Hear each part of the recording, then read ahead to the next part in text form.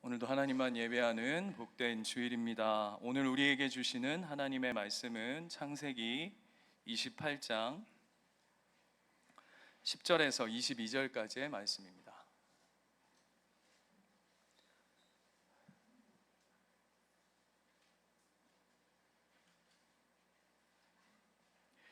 한 번씩 본문 읽고 오셨죠? 네, 오늘 자신감 있게 예들 하셔서 너무 감사합니다. 창세기 28장 10절에서 22절까지 말씀 한 절씩 교독하겠습니다. 야곱이 브엘세바에서 떠나 하란으로 향하여 가더니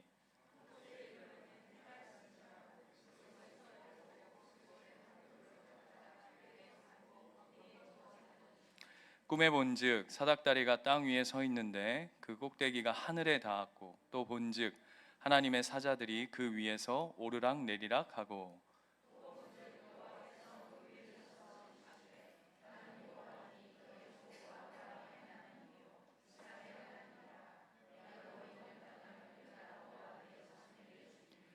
내 자손이 땅에 티끌같이 되어 내가 서쪽과 동쪽과 북쪽과 남쪽으로 퍼져나갈지며 땅의 모든 족속이 너와 내 자손으로 말미암아 복을 받으리라.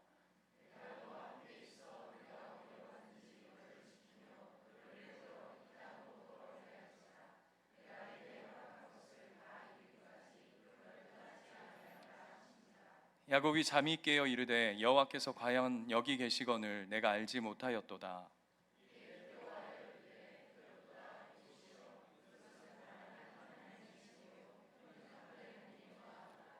야곱이 아침에 일찍이 일어나 베개로 삼았던 돌을 가져다가 기둥으로 세우고 그 위에 기름을 붓고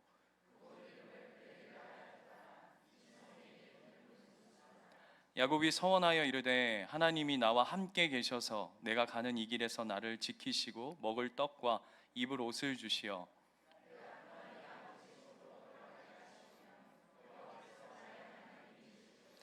같이 읽겠습니다. 내가 기둥으로 세운 이 돌이 하나님의 집이 될 것이요 하나님께서 내게 주신 모든 것에서 10분의 1을 내가 반드시 하나님께 드리겠나이다 하였더라. 아멘. 여러분, 제가 맨날 주일날 설교하면서 오늘 본문은 너무 중요합니다. 오늘 본문은 너무 중요합니다. 귀에 못이 앉도록 맨날 얘기해서 제가 중요하다고 얘기해도 여러분 콧방귀도 안 낄 걸 제가 알지만 그럼에도 불구하고 오늘 말씀은 너무 중요합니다. 그래서 여러분에게 좀 미리 한번 읽고 오시라고. 우리가 잘 알고 있는 본문일수록 함정이 많습니다. 그래서 오늘 이 본문 한 절 한 절을 우리가 좀 살펴볼 때에 하나님의 정말 강권하는 은혜의 역사가 이곳 가운데 있기를 축원드립니다. 야곱을 설명하면서 제가 지금 반복해서 이야기하고 있는 부분이 있습니다. 자, 붉은 에서라고 생각해 봅시다. 붉은 에서, 하얗디 하얀 야곱. 나름 준비했습니다. 나름 준비했습니다. 집에서 막 찾다가 마땅한 게 없어서 교회 오니까 저희는 교회도 너무 설교를 위해서 준비되어 있는 교회예요. 에서, 야곱. 근데 하나님이 에서를 선택하지 않으시고 야곱을 선택하셨어요. 성경은 제가 누누이 반복해서 말씀드리지만 왜 야곱을 선택했을까에 대한 이야기는 성경에 없습니다. 찾아보세요. 왜 하나님이 야곱을 선택했는가? 그런데 우리는 그게 궁금해요. 왜 야곱을 선택했고 왜 에서는 선택하지 않았냐라고 하는 것이 우리는 궁금한데 성경은 그거에 대해서 별로 관심이 없습니다. 왜냐하면 우리 쪽에 예를 들면 빨간 에서 하얀 야곱에 우리 쪽에 조건이 있다면 왜라고 하는 것이 중요할 겁니다. 그죠? 여러분 이걸 잘 정립하셔야 됩니다. 우리 인간 편에서 우리 쪽에 하나님의 선택의 조건이 있다면 하나님이 왜 야곱을 선택했을까라고 하는 것에 그 이유와 목적이 중요할 터인데 성경은 그걸 얘기하지 않고 오늘 계속 이제 야곱 이야기를 반복해 가면서 성경이 뭐를 주목시키냐 하면 하나님이 선택한 야곱의 인생은 어떠한가를 드러내는데 훨씬 성경이 강조점이 별 5개입니다.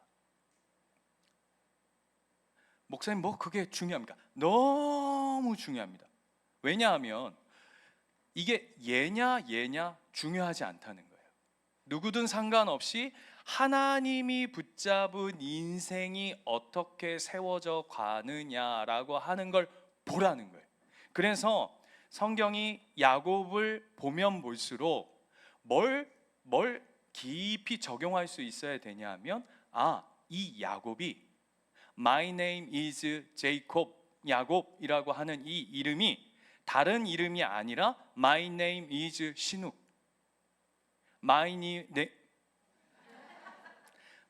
니즘 너의 이름, 여러분의 이름을 여기다 대비시키라고. 그러니까 우리 모두가 야곱인 인생.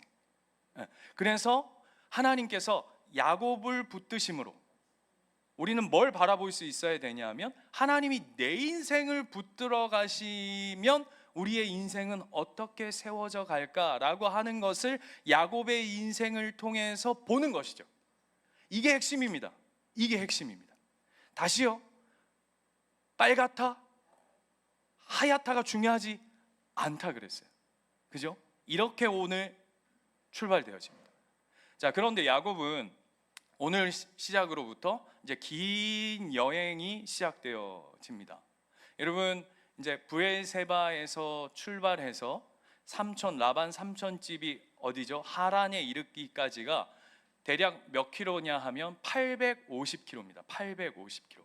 여러분, 850킬로 감 잡히시나요? 그냥 이렇게 생각하시면 됩니다. 굉장히 멀다. 겁나게 멀다. 그 이제 여정이 시작되어지고 그냥 단순히 850km의 여정이 아니라 이제 그곳에서 20년 넘게 하나님과 함께하는 시간들을 보내고 돌아오는 과정의 첫 출발입니다. 그런데 오늘 11절 말씀 한번 볼까요? 11절 말씀에 보면 하나님이 그 출발하는 지점 가운데 하나님이 11절을 한번 보시면 이렇게 돼 있어요. 11절에 강조되고 있는 것을 한번 보십시오. 한 곳에 이르러는 해가 진지라 거기서 유숙하려고 그곳에 한돌을 가져다가 베개를 삼고 거기 누워 자더라. 무려 한 절 안에 어떤 지명을 몇 번이나 강조하고 있죠? 다시요. 한 곳에 거기서 그곳 거기 몇 번? 4번. 예, 우리 교회의 장점은 뭐냐면 틀렸는데 굉장히 자신 있게 얘기한다는 거예요. 예. 목사부터도 아주 틀렸지만 뭐 틀릴 값이라도 뭐 하나님이 안 틀리시면 되지 뭐 이렇게 해가지고 아주 자신 있게 얘기하는데 4번이에요. 그곳이 어디입니까? 베델입니다. 하나님이 여기를 주목시키고 있어요. 그죠? 베델이라고 하는 것이 가지는 굉장히 깊은 의미가 있습니다. 여러분, 여기에서는 아브라함도 제단을 쌓았던 곳이고 이삭도 제단을 쌓았던 곳이고 나중에 후대에 가면 수많은 이 루트를 따라서 이스라엘 백성이 가나안 땅을 정복해 가는데 주요한 통로, 길목이 되는 그 상징적 자리가 어디냐 하면 늘 베델입니다. 베델. 뿐만 아니라 이 베델은 어떤 의미를 가지고 있냐 하면 우리가 이제 여기서는 아닌데 나중에 가면 이제 남유다와 북이스라엘로 나뉘어지죠. 그렇죠? 예. 몇 개로 나누어지죠? 그게 중요한 건 아니지만 10대 2로 나뉘어집니다. 10대 2로 나뉘어졌을 때 남과 북의 경계선이 어디냐 하면 바로 이 베델입니다. 그리고 이 당시는 이 베델이 어떤 의미를 가지고 있냐면 이런 의미를 가지고 있습니다. 여러분, 그 아브라함이 아버지 데라 때 하나님으로부터 부르심을 받죠. 그래서 친척 아비 집을 떠나라, 본토 친척 아비 집을 떠나라 해서 갈대아 우르 지역을 떠납니다. 그런데 그가 한참 가다가 어디에서 데라가 죽냐 하면, 우리식으로 하자면 저 우루 문명이라고 하는 게, 갈대아 우루라고 하는 것이 어떤 요만한 지역을 말하는 것이 아니라 우루 문명이거든요. 예를 들면 이런 겁니다. 우리가 경상도라고 하면 어디가 경계선이죠? 우리 경산흥도인데, 그죠?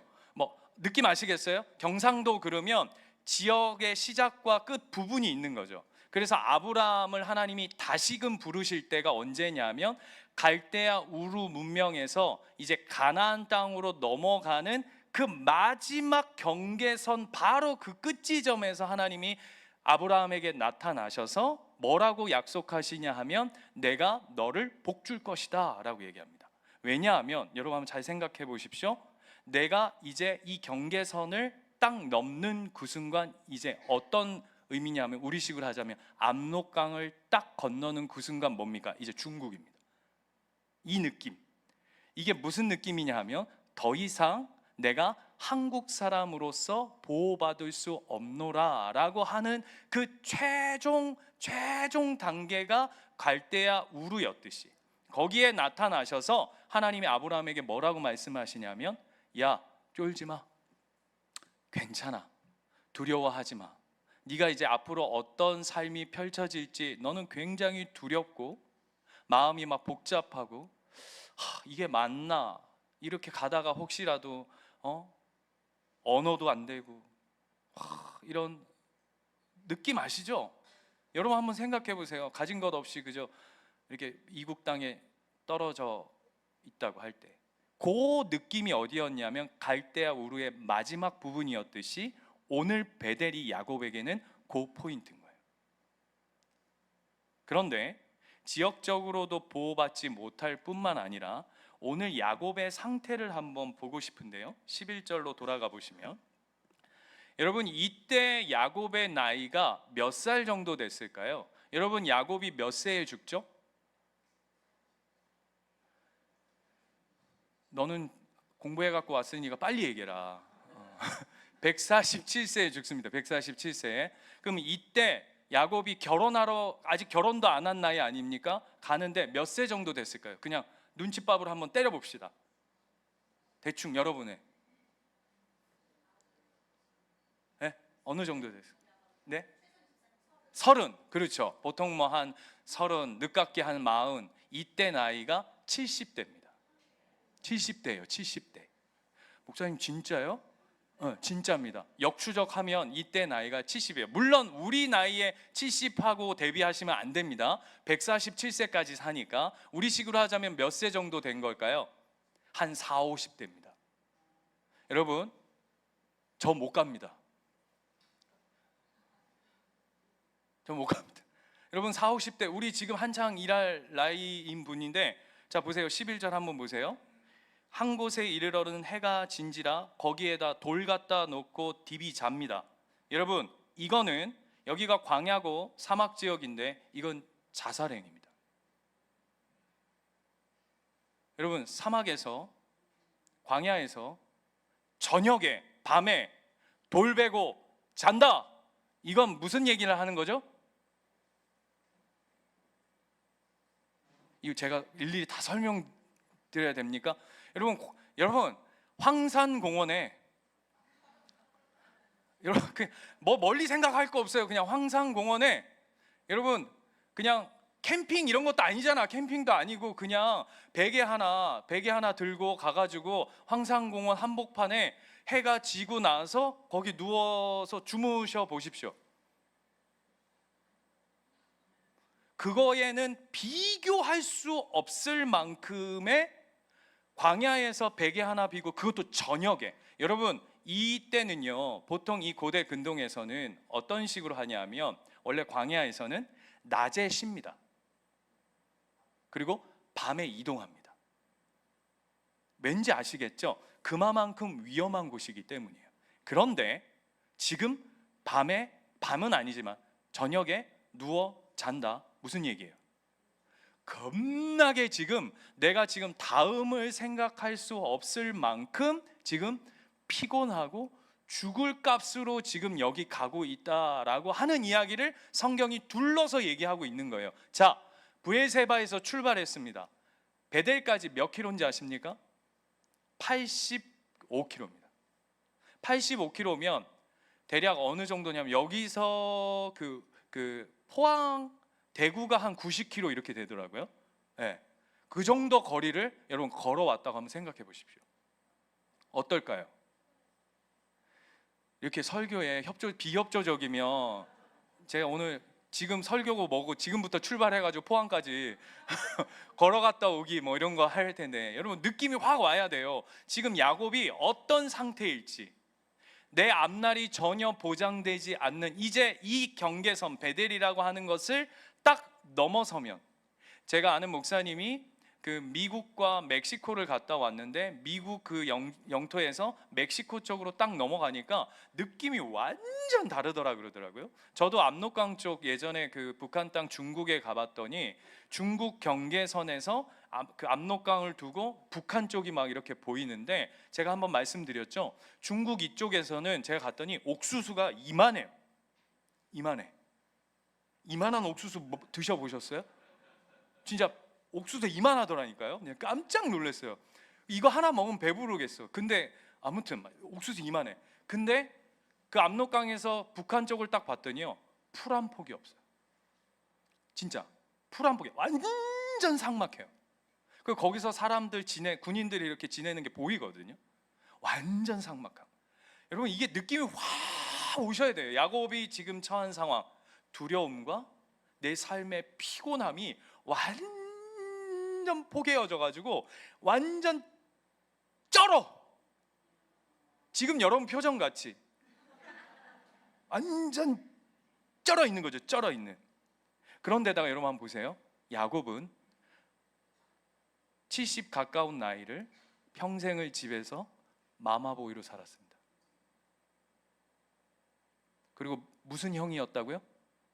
이 형도 아니고 아이 형이었다고요. 집이 아주 익숙한 사람. 제가 지금 이걸 계속 제가 주목시키는 게 아니라 성경이 이걸 자꾸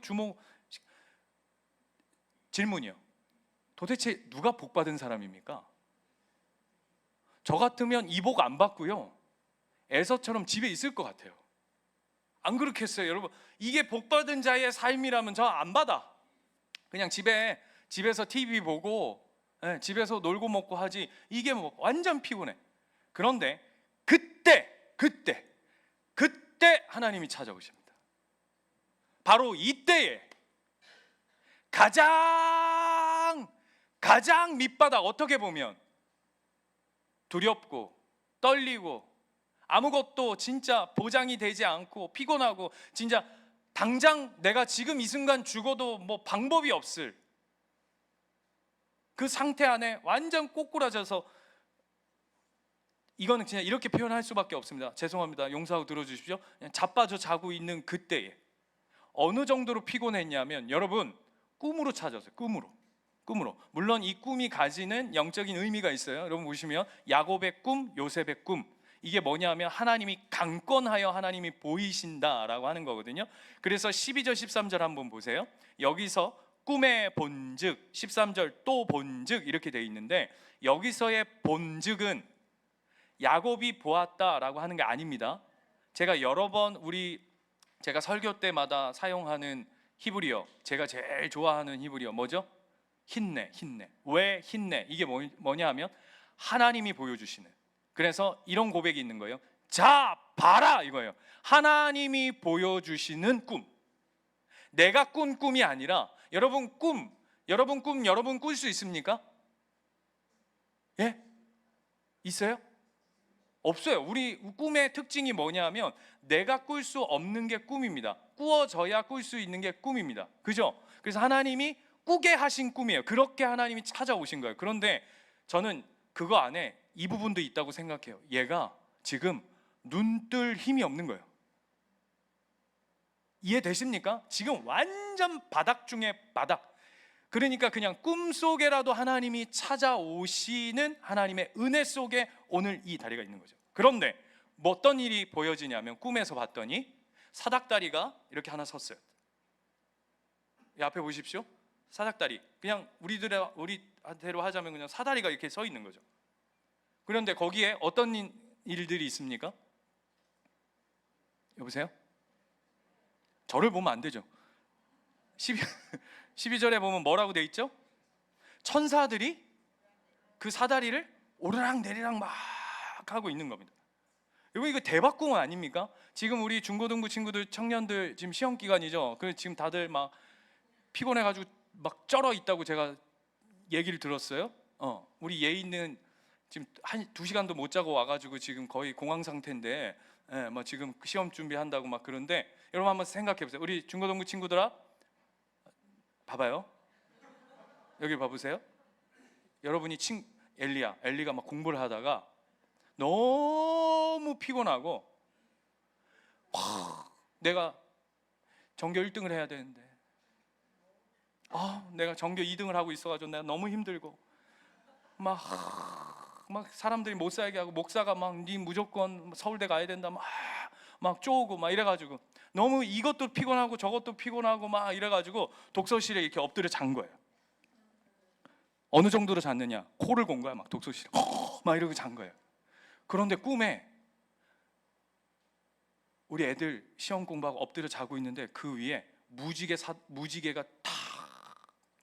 무지개 다리가 탁 뜬 거예요. 근데 무지개 다리가 어떻게 떴냐면, 수아야, 네 머리 위하고 예준아, 네 머리 위하고 하늘하고 무지개 다리가 이렇게 탁 연결된 거예요. 지호야, 도나, 이렇게 이게 다 연결된 거예요. 꿈에서. 여러분, 아무 내용과 상관없이 내 머리와 하늘이 무지개 다리로 딱 연결되고 그 다리를 천사들이 왔다 갔다 오르락 내리락 하면서, 이것만 봐도 대박 아니에요? 꿈에서? 꿈 깨면 바로 뭐 할 거예요, 여러분?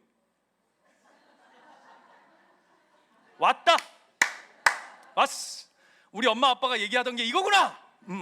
엄마한테 얘기하면서 내 꿈 사세요 막 이런, 아무튼 다 한데, 더 대박은 뭐냐면 이 무지개 다리 맨 위쪽에서 하나님이 지호야, 너 서울대 내가 너와 함께한다. 내가 너와 함께한다. 예희야, 1시간 반밖에 안 잤어도 내가 너와 함께한다. 거기서 멈추는 게 아니라 내가 복을 줄 텐데 너를 통해 너와 함께하는 모든 자가 복받을 거야. 축복의 통로가 될 거야 라고 한다면, 여러분, 이 꿈은 어떤 꿈입니까? 예? 이런 꿈이면 평생 한 번 꿔도 저 같으면 이 꿈에 내 인생을 그냥 드릴 것 같아요. 와! 매번 간증하지 않겠습니까? 어디 가서, 여러분, 제가 예수님교회 목회하는데 우리 교회에 무지개 다리가 쫙 피더니 하나님께서 뭐라고 복 주시냐면, 내가 반드시 이 교회와 공동체를 복 주리라.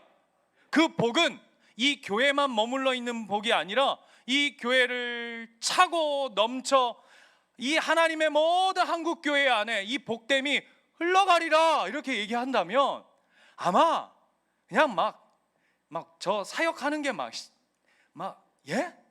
새벽 기도 새벽 3시부터 할 거예요. 야, 무지개 다리 하지 않겠습니까? 그게 지금 이 얘기예요. 여러분, 웃을 일이 아니고, 보세요. 13절, 14절, 15절이 다 그 얘기 아닙니까? 지금 야곱에게 나타나셔서 대박 꿈, 대박 찬스, 내가 너에게 복을 주리라 라고 얘기하면서 하나님 놀라운 이야기를 한다고요. 이게 얼마나 강력했던지 16절 보세요. 야곱이 잠이 깨어 이르되 여호와께서 과연 여기 계시거늘 내가 알지 못하였도다. 무슨 얘기인지 아세요? 개꿈이 아니다, 이 얘기예요. 이 꿈이 너무 선명해서 하나님이 보여주신 너무 선명한 꿈을 꾸니까 깨더니 바로 하는 얘기가 뭐냐면, 우와, 대박, 하나님이 여기도 계셨네, 이렇게 얘기한다. 아무도 아멘이 없어요. 그리고는 뭘 하냐 하면 18절 가보세요. 18절. 뭐 하죠? 야곱이 아침에 일찍이 일어나 베개로 삼았던 돌을 가져다가 기둥으로 세우고 그 위에 기름을 붓고 뭐 한 거죠?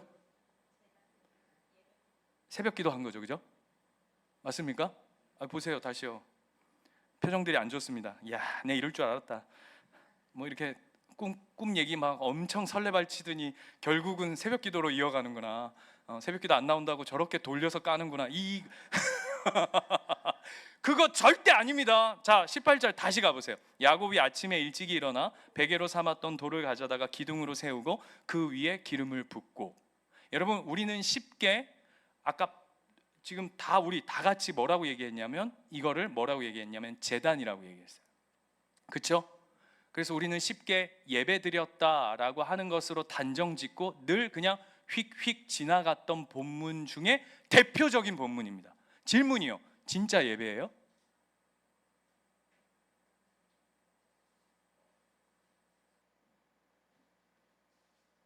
네? 오늘 이야기 좀 하려고 그러는 거예요. 야곱이 진짜 예배 드린 거예요?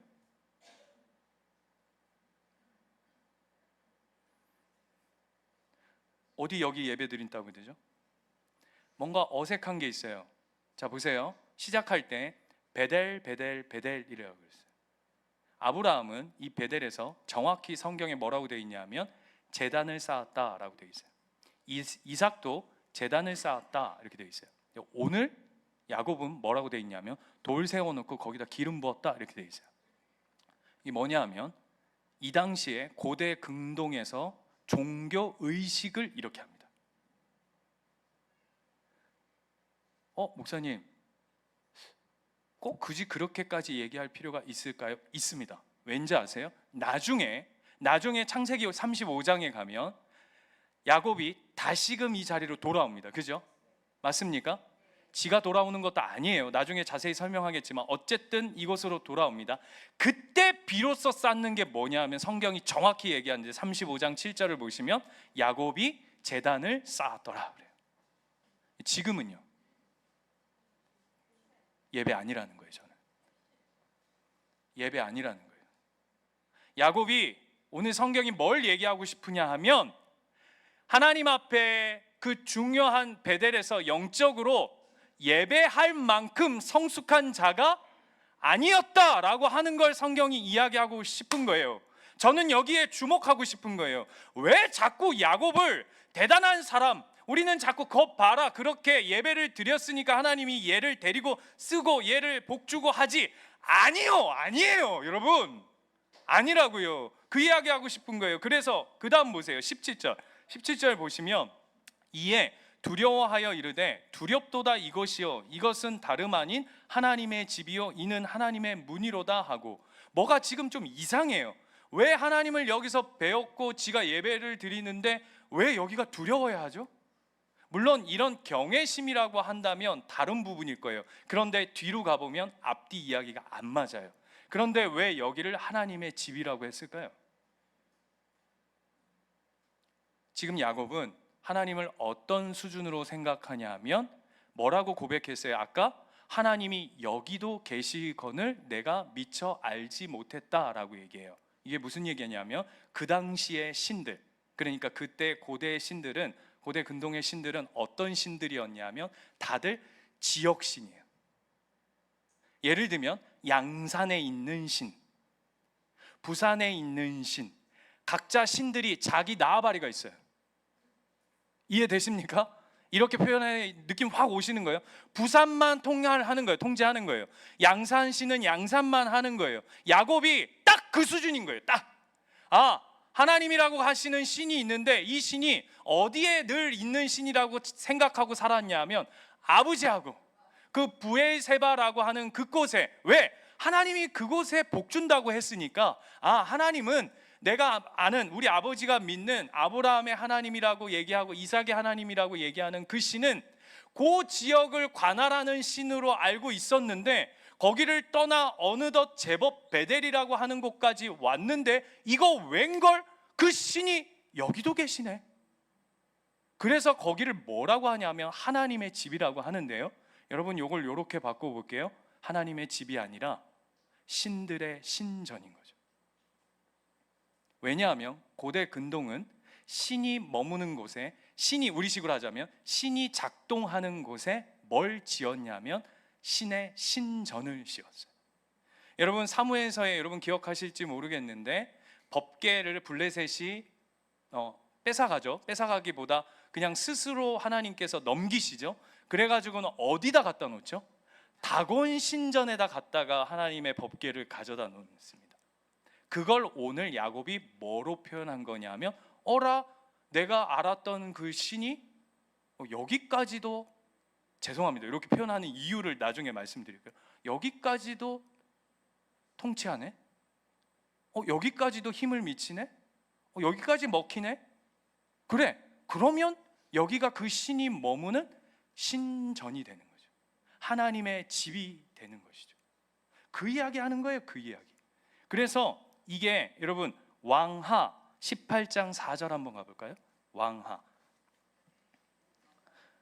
이런 부분을 하나님이 깨트리시는 본문이 있어요. 왕하 18장 4절.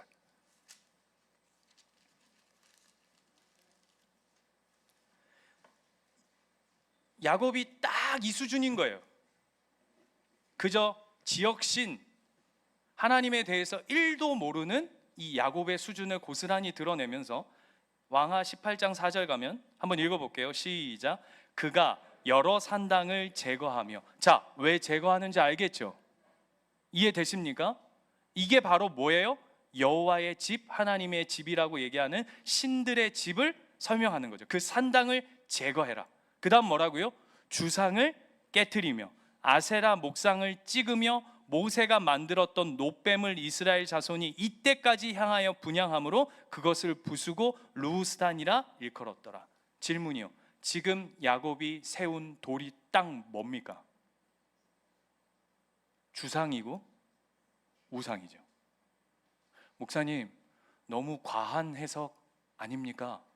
그 몇 절 가지고 이렇게 얘기할 수 있겠습니까? 있습니다. 왜냐하면 뒤를 가보십시오. 20절. 야곱이 하나님에 대해서 1도 모른다라고 얘기하는 걸 어디서 다시 한번 보냐 하면, 하나님 뭐 하냐면 그 다음에 하나님이 야곱이 하나님에게 서원을 합니다. 하나님이 나와 함께 계셔서 내가 가는 이 길을 나를 지키시고 먹을 떡과 입을 옷을 주시면 내가 평안히 아버지 집으로 돌아오게 하시오면 여호와께서 나의 하나님이 되실 것이요. 제가 이거 바꿔볼게요. 하나님이 나의 부적이 되시면 내가 그제서야 하나님을 인정할 것입니다. 요 얘기하는 거예요. 여러분, 모세가 하나님 앞에 부르심 받을 때도 비슷하죠. 하나님에 대해서 잘 몰라요, 모세가. 그렇죠?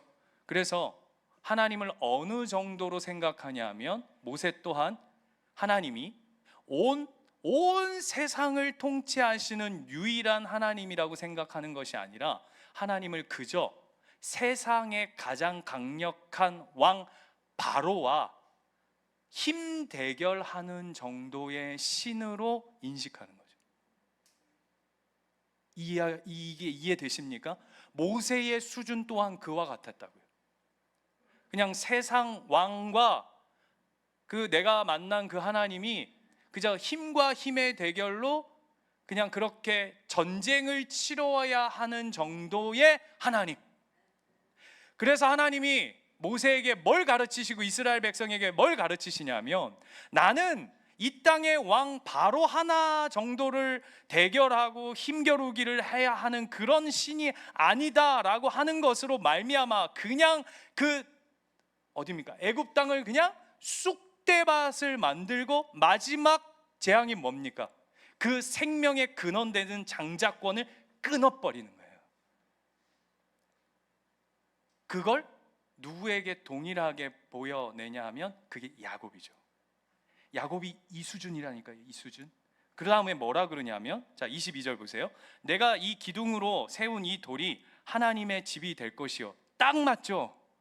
딱 맞죠? 느낌 빡 오시죠? 제가 앞에 얘기한 것대로 지금 하나님 무슨 얘기냐 하면, 여기 그 다음에 뭐라 그러냐면, 자 여기까지 좋습니다. 하나님께서 내게 주신 모든 것의 10분의 1, 뭐 갑자기 얘기하냐면 11조 얘기합니다. 하나님하고 뭐 하냐면, 내가 11조 드릴 테니까 하나님, 하나님의 일을 하십시오라고 하는 겁니다. 이게 무서운 얘기인데요. 하나님을 뭘로 쓰는 거냐면 하나님 이렇게 얘기하는 겁니다. 하나님, 우리 이제 앞으로 하나님 나 복 주신다 했으니까 선 넘지 맙시다. 하나님은 하나님 자리에서, 나는 내 자리에서 뭘 설정해 놓은 거냐면 복이라고 하는 걸 설정해 놓고, 누가? 내가. 복이라고 하는,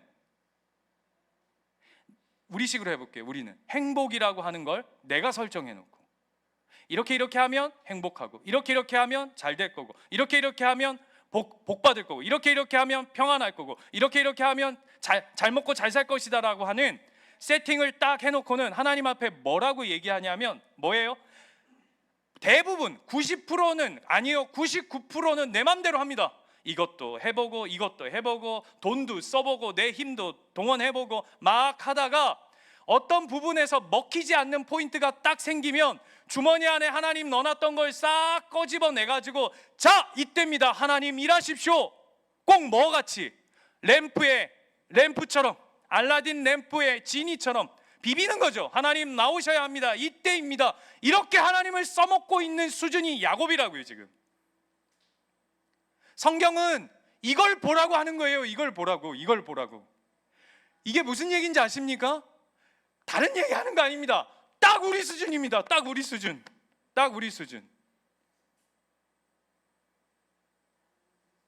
필요할 때 꺼내드는 조커. 하나님, 서로 적당한 지점에서 부담 주지 말고 내가 기도하고 말할 때 나오세요. 동행이 아니라 뭘로 써먹냐면 동업자입니다. 이게 야곱이래요. 그런데 하나님이 뭐라고 말씀하시냐면 내가 이 꼴을 못 보겠다. 여기서 이제 야곱의 열심과 야곱의 복을 향한 열심과 하나님의 열심이 충돌하는 지점이 여기입니다. 그게 베델입니다. 그래서 15절 보세요. 뭐라고 얘기하시는지.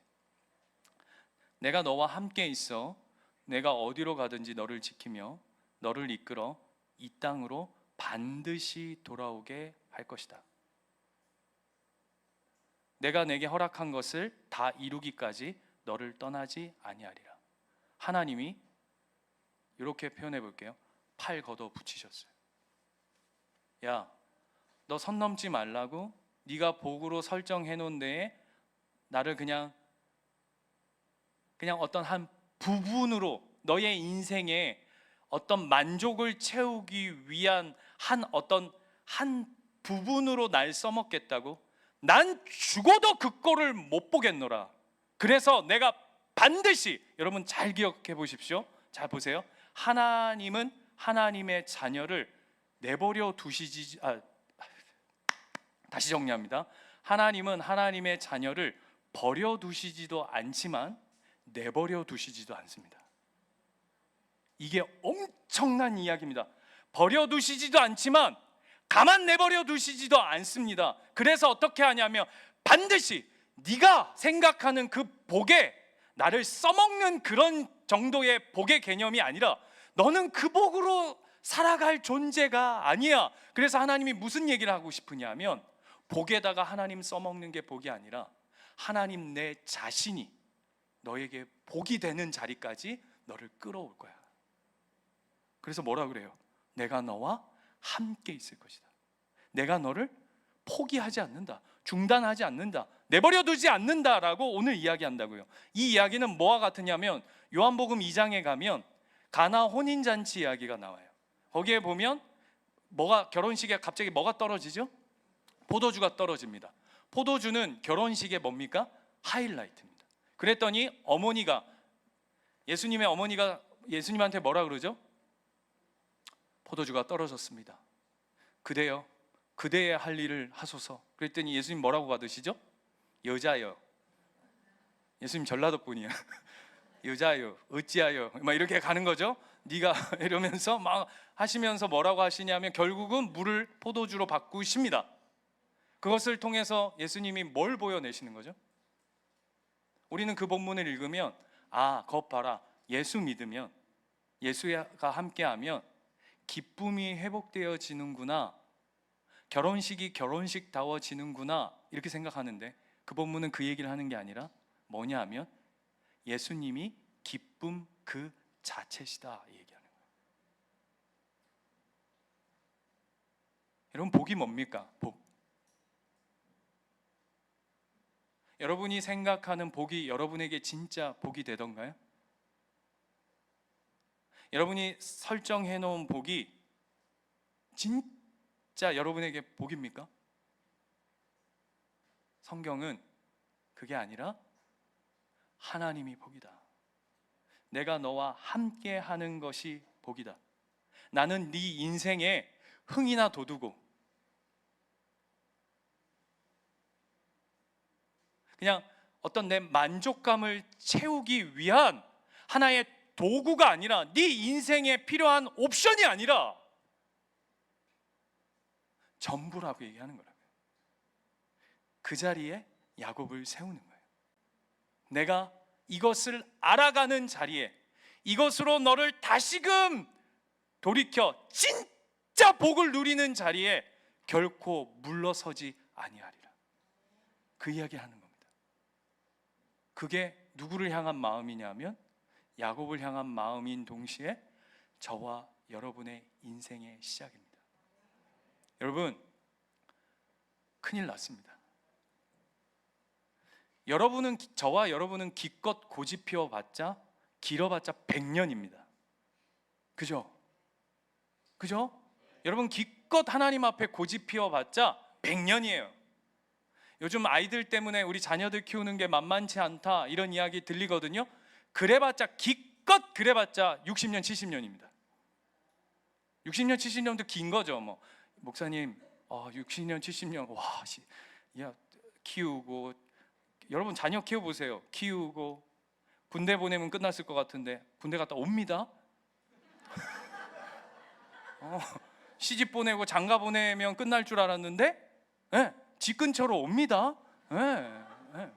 또 손주 보고 이러면 그 날 때, 우리 지금 신 목사님 지금 막 어마어마해가지고 지금 여기 막 땜빵 생기고 난리 났죠. 지금 애 잠깐 날 때쯤 되면 요 때쯤 좀 케어해주면 될 줄 알았는데 휴가 때마다 옵니다. 온다고요. 그 시간이, 그런데 기껏 그렇게 해봤자 몇 년이에요? 100년 갑니까 그게? 그런데 놀라운 건 하나님의 우리를 향한 고집은 영원입니다. 빨리 항복하세요.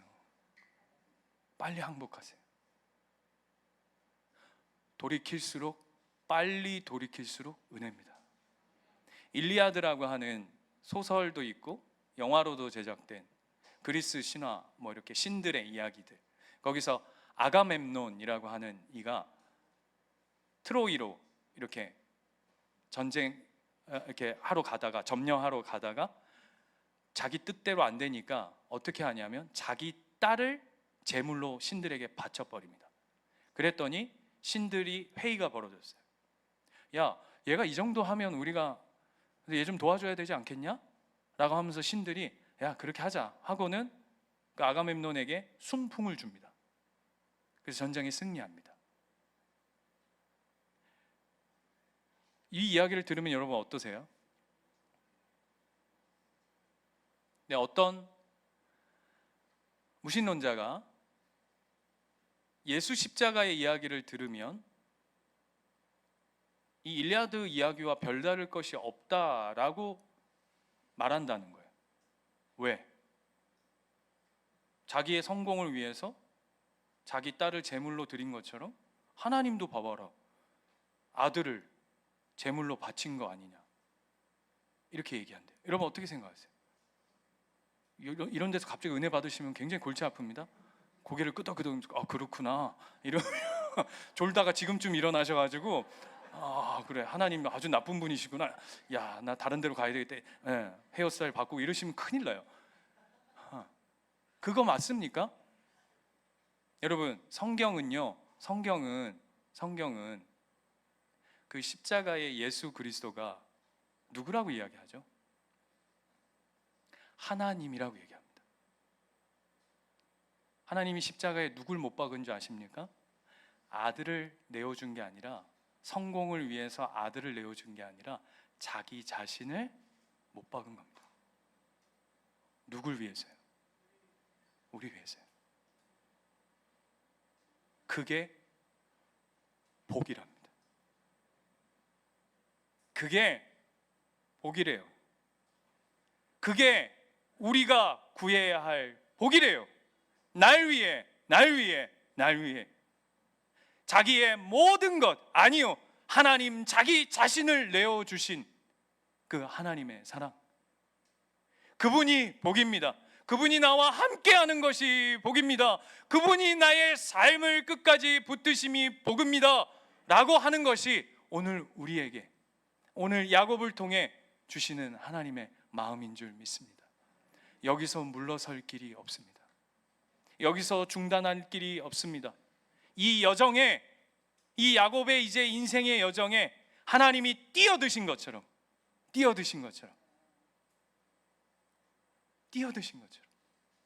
여러분의 인생에 하나님이 함께 포기해 주셔서 뛰어드셨어요. 그 하나님 붙들고 그 하나님 바라보며 신앙하는 저와 여러분 모두 되시기를 축원드립니다. 기도합시다.